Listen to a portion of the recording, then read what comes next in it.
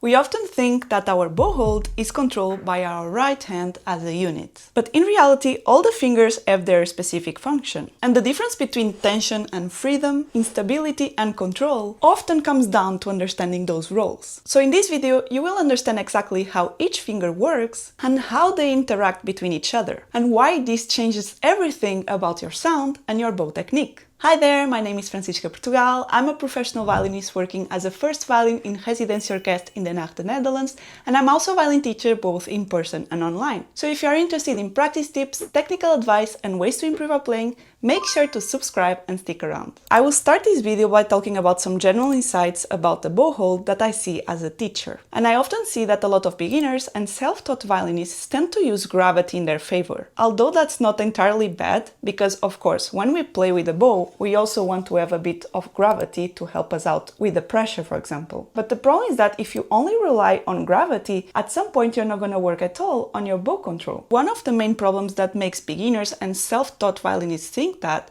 is that they tend to think that it's not so important to have a proper bow hold. And that's because their repertoire is quite easy. So a proper bow hold should be like this. But if I play, for example, the Twinkle Twinkle Little Star like this, I'm able to play it without a problem.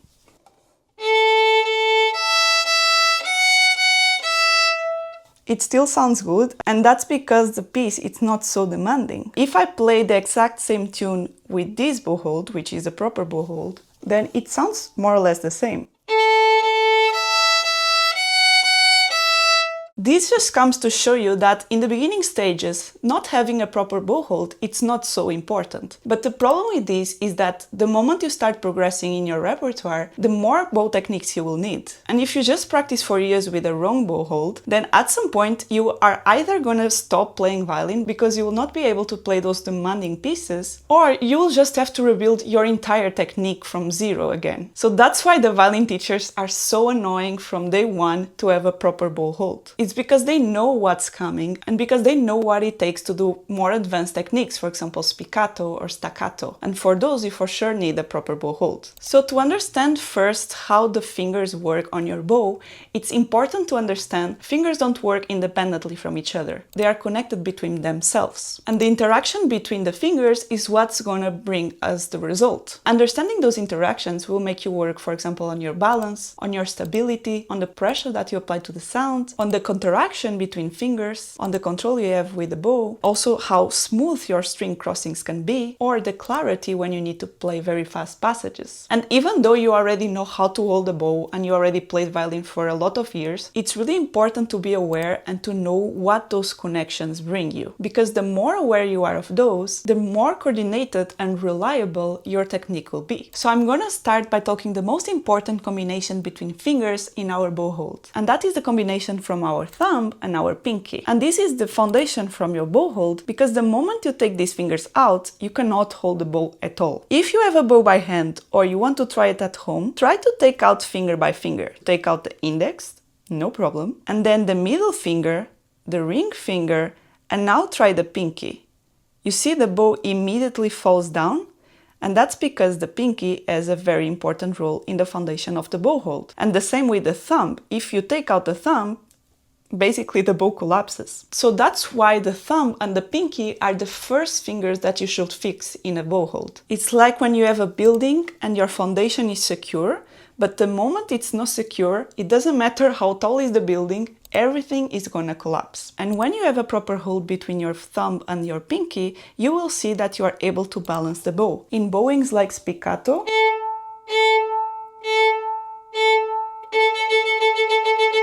you can balance the bow if they are in the proper position. And when both fingers are on the right position, meaning that they are completely rounded, you have space to extend them a bit more. And that will give you, for example, more smooth string crossings and bow changes. And besides that, when you counteract both fingers, you are actually able to lift the bow, which works a lot on your control. And ideally, your position is perfect when you are able to just hold the bow with the pinky and thumb and move the bow around, like this. The next combination I'm going to talk about is the combination between your thumb and your index finger. And this finger combination is your pressure master, because these two fingers are responsible for how much pressure you apply to the sound. If you press a lot, then you will have a scratchy sound. But also if you don't press at all, you will have this very ghosty sound. None of these are ideal, but understanding how much pressure you should put on the sound comes mostly from these two fingers. And the more you understand how they work, the better your sound will automatically be. I like to think of the movement as a pinching motion. When your thumb is going up, your index is going down. And that automatically brings the wood of the bow down, which then will reflect on your pressure. And the next combination I'm going to talk about is between your middle finger and your ring finger. And although these fingers might look quite inactive, they are really important for a nice sound, because they are responsible for maintaining the stability in your bow hold. If you try to remove these two fingers, then your bow will easily move from side to side. The moment they are in the bow, they are kind of locked and don't let the bow go from one side to another unless you move also your wrist a bit. So that gives us a lot of stability in the bow, and that will reflect in your clarity in the sound. Because when we play passages, for example spiccato, if our bow is constantly moving from side to side, we don't have any control on the bow. So by having these two fingers in the right position, we are able to control the bow in more advanced techniques.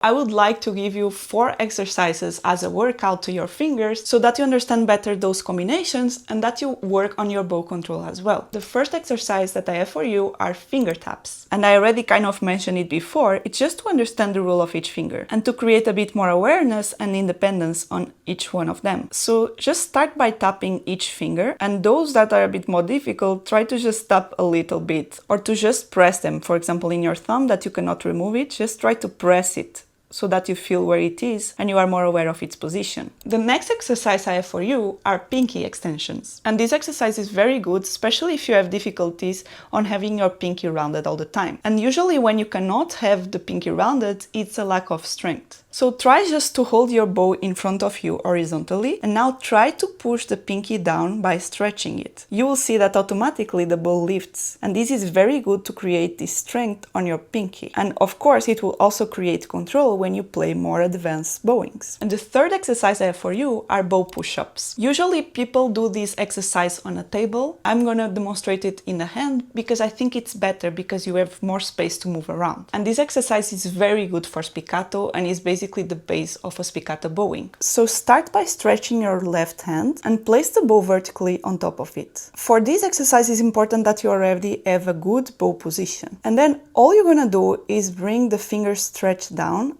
and up, even if it passes the height of your hand. And try to do very slow movements and very controlled. The important thing is that you don't lose your hand position, but that your position stays good throughout the exercise and that you can also move around freely. And the last exercise I have for you are finger claws. It's more or less like the bow push-ups, but now it's gonna be horizontally. And you're gonna just stretch the fingers down and up like in a claw position. And this is very good for spiccato bowing, horizontal flexibility, and also smoothness between string crossings. All these exercises will help you with a proper bow hold early on. And the best thing about them is the more you do them, the more natural, the more smooth, and the more freedom you will have in your playing. So don't think on control as a restriction. Control actually is the first step to freedom in your playing. Because the more control you have in your bow hold, the more things you are able to do with them, and the less you have to think about other things. So the next step after understanding all these finger combinations is to actually know how to properly make a sound. And for that I have this video for you about the 3 most important elements to make a beautiful sound in the violin. So if you're interested in it, go check it out and I will probably see you over there, or I will just see you in my next video.